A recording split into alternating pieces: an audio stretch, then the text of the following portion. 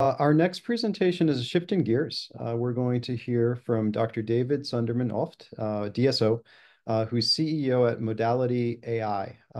He'll be presenting on an innovative multimodal speech biomarker approach for monitoring ALS disease progression. Welcome. Well, thank you, Fernando. It's great seeing you. It's great seeing you all on the call today. Thanks for the opportunity to present, and I'm actually co-presenting with our senior research scientist Hardik Kothar, who is going to dive deeper into the ALS data. But before doing so, I'd like to give you a little bit high-level information about what Modality does, because we're different from many of the other presentations today, because we're not a therapeutic company, but we are a diagnostic company. We are addressing one of the major pain points, however, that therapeutic companies are facing, which is that many of the drug trials fail, and that's to a significant degree due to the fact that assessments are very difficult to accomplish. If you may remember Matt Dermott presenting at the NCALS meeting in June, and he talking about the fact that 97% of the phase 3 studies of the last 30 phase 3 studies have failed, and not really clear whether it is because of the drug not working or because the trial's not working. One of the major pieces is, of course, that we use ALSFRS-R as the primary endpoint, and some of the more exploratory measures, such as digital endpoints, are now becoming more of the center of attention. As you have heard also, James Berry and Jeremy Sheffner during their presentations yesterday. So the premise is that when you use digital endpoints that are actually inspired in our case by what a typical clinical assessment of the ALSFRS-R would look like, you have a potential of stronger, more sensitive, more responsive measures, also ones that you can bring to people's homes. And I'm going to explain to you how that works. So again, ALSFRS-R usually an assessment that happens in the clinic. Some remote assessments can be done that way as well. You have a scale that is being conducted, and certain questions are usually being asked that then result in the filling out that survey form. What we do at Modality is we replicate that process by having a virtual guide, Tina, that you see here. Many of the patients that are on the call may have already experienced talking to her in one way or the other, because we have many ALS studies today. And so what happens is actually that Tina, the virtual guide, interviews patients in a similar fashion as a speech-language pathologist or neurologist would do. So she asks, for example, to describe pictures or repeat certain sentences or do a diadokinesis task. She also asks patients to describe their problems in their own words. So we basically measure how patients function and also how they feel, because we do ask about their most bothersome problems, which we do analyze as well. So their speech, their language, their facial movement, their body movements, their cognition, as well as really how they feel. And that is being delivered to anyone's own device.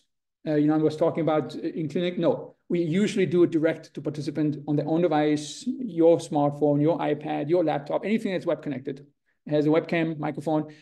Pretty much any device that is connected to the internet today is compatible. We don't require you to install software, so that all works directly through the web. The only thing that happens is you receive a link in an email, for example, you click on the link, and the next thing that happens, you talk to Tina through the web. So that is basically how that works. Significant operational advantages, specifically in the conduction of clinical trials, which is the sole focus of the company, supporting clinical research. So no special hardware, no special software, works on any device, as I mentioned. You don't have to remember any password or credentials as a patient, which is a significant hurdle often. And of course, for the sites, it's also a very easy to actually administer through our dashboard and other ways. We're working with big pharma, biotech sponsors, specifically in ALS and Parkinson's disease. These are a significant portion of our attention. We are also funded and supported by the federal government. National Institutes of Health have supported us with multi-million-dollar grants. We are partnering, a very strong partnership with the Veterans Administration as well, and the Michael J. Fox Foundation that was mentioned just now as well, also with over 30,000 of their patients have actually worked with us before. Very scientific entity. We will hear from Hardik Kothar today about some of our ALS work. Over 100 publications by now. We on many studies, almost 40 studies, observational studies. You see breakdown here, observational studies, interventional trials, as well in over almost 150 sites by now in all around the world, 17 countries, 5 continents, many languages that Tina speaks. So she's actually being translated into all the different Spanish and French and German and what you can think of. And almost 80,000 participants in studies have used Tina to date, which really provides a significant feedback loop also for us to improve the systems. We are on version 40 by now. So it's really easy to use. How is that possible? We are very multi-centered team. We have experts from artificial intelligence like myself. Believe it or not, but I've been in artificial intelligence for 25 years now, machine learning, and have led own companies that R&D divisions in industry organizations. I was a full professor of computer science and published over 200 papers and books and patents in that space. So that's how old AI is. We have, of course, people from clinical science, from operational backgrounds, from technology, from entrepreneurial background, and over actually 7 PhDs in the company that do the scientific evaluations and running the trials, actually. Hardik is with us today. He's going to talk more about the specific science, and I'm going to hand over, speaking of him, to him right now. Thank you, DSO. Yeah, thanks for setting the stage for me to talk about the science. So DSO mentioned that Tina measures how people function and feel, how patients with ALS function and feel. And the way we do that is through objective measures. Objective measures like the timing of speech or pausing or respiratory capacity, which measures how the motor speech is functioning. Facial movement like jaw velocity, acceleration, which is also a measure of the motor speech. Tina also captures how patients feel through the patient report of problems. If you look down there, that's the task, a standard set of tasks that we use to capture these measures.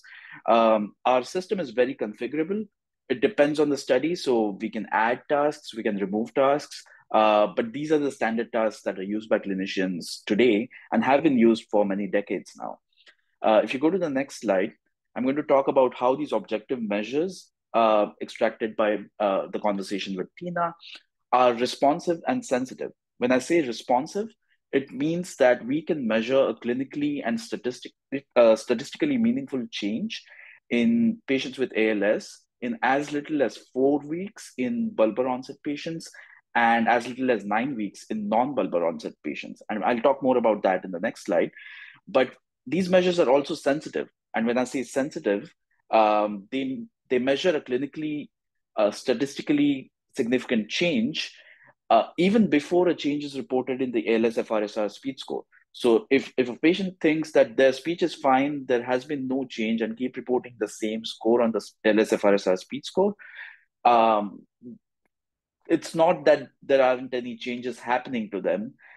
These changes can be captured by objective measures extracted by the conversation with Tina. Next slide, please. And this is an example of one of the objective measures. So the canonical timing alignment, which measures intelligibility, you'll see this graph over here. The x-axis is days since onset, and the y-axis is the measure CTA, which goes from 0 to 100, where 100 means a good score, a 0 means a bad score. You'll see that the bulbar onset patients shown in blue, there is a steep decline in this measure. Whereas for non-bulbar onset patients, the red curve is not as steep, but there is still a change happening over time. This is a growth curve model which helps us measure a clinically important change. That is a change that is greater than the minimal clinically important difference in as little as 4 weeks in bulbar onset patients. Next slide, please.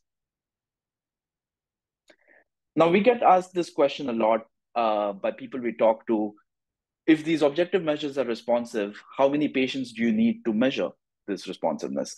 And we answered this exact question. So these graphs are examples of some of the measures where the x-axis is the sample size and the y-axis is responsiveness in weeks.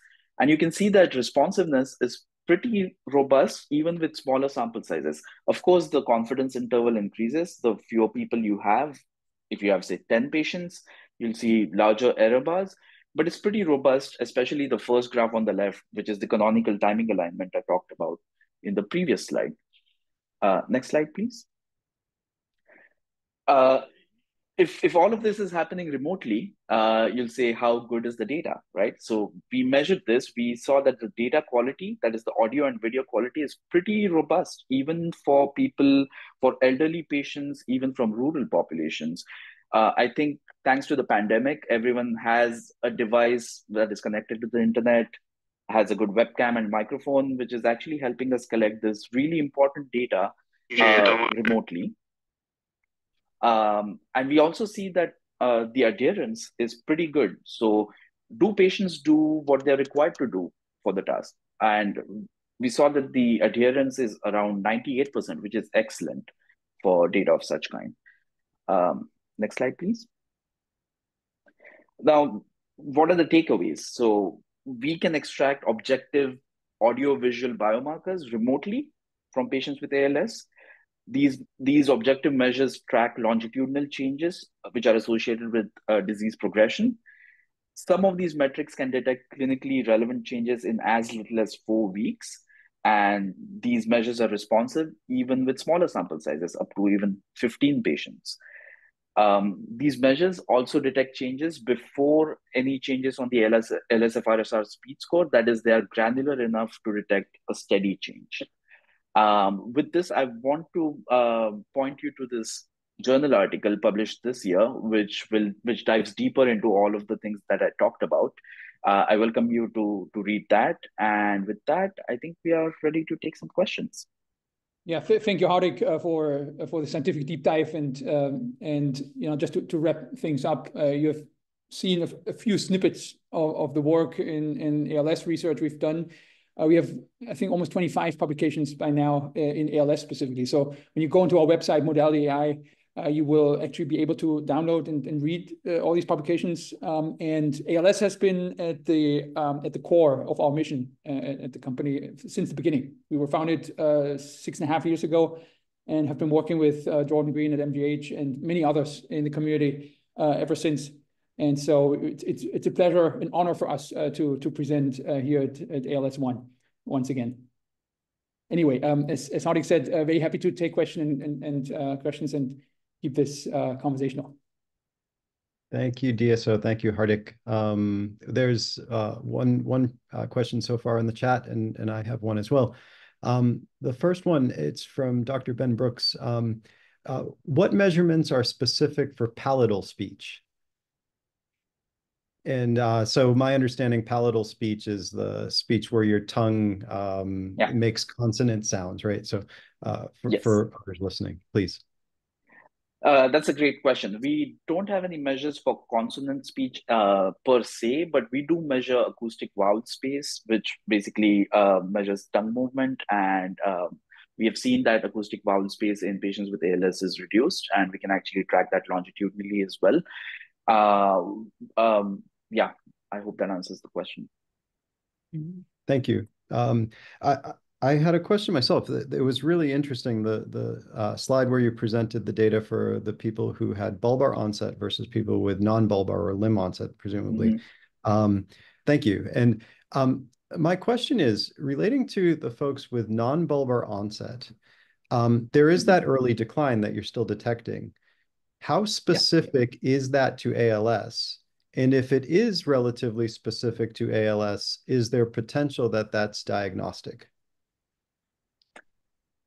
Excellent question. So we kind of answered this question indirectly by looking at controls, healthy controls for whom you shouldn't be detecting the change. So there can be something like a learning effect where they're doing the task and they're kind of learning how to do the task more efficiently. We saw that this decline in non-bulbar patients is even steeper than any learning effect in controls. So we did see some decline in controls, which wasn't statistically significant from statistically different than 0. But of course, the non-bulbar onset curve was different from the curve for the controls. So it is probably specific to ALS, the change that you're seeing. Regarding diagnosis, I would leave that to the clinicians. Of course, it takes around 9 weeks to detect a clinically important change in this population, which I guess is good enough to help with diagnosis, not the sole measure, but yes, to assist with it. Yeah, at the same time, you can talk a little bit about our experiments around, for example, distinguishing different subgroups of the populations. Like we have run significant experiments around building classifiers that use the multimodal measures as features to actually distinguish, for example, between healthy persons and ones that have limb onset, for example, versus the ones that have bulbar onset. And so you can have a very strong actually opportunity to actually tell these apart. We are not currently marketing ourselves for diagnostic purposes, even though we are listed with the FDA. We could technically be used in clinical care as diagnostic aid, but that's not our focus as a company. We exclusively work in clinical research right now. But Hardik, if you want to talk a little bit about our results in published results actually in classification of different groups. Yes, so we have also looked into stratifying fast progressors and slow progressors. We'll actually be presenting some results at the ALS-MND conference next month. So if you're attending, please come see our poster. Thanks. And that actually relates, I think, to a question that's been asked in the chat here. So on this, speaking specifically to this figure, the x-axis is in days since onset, and many of these are very long, right? Very far out. So some of them would equate to about 20 years. How certain are you on the diagnosis, I guess? Right. So we did this work in association with Everything ALS, and that's where we got the diagnosis from. I know they seem like outliers, so we actually did the same analysis by excluding these participants who seem to be outliers, and there's no change in the results. So we decided to report it with them included. And these are just a few, right? That are like further out. Yeah, a couple of them. The bulk load, of course, of persons are shorter in their onset, luckily there is a few people that have really slowed down in their progression and are still, available to report after 20 years. Right. I just want to point out these are non-bulbar onset patients, so probably they're on a different trajectory. Not sure. Well, thank you both again for a great presentation and again taking the time to answer our group's questions.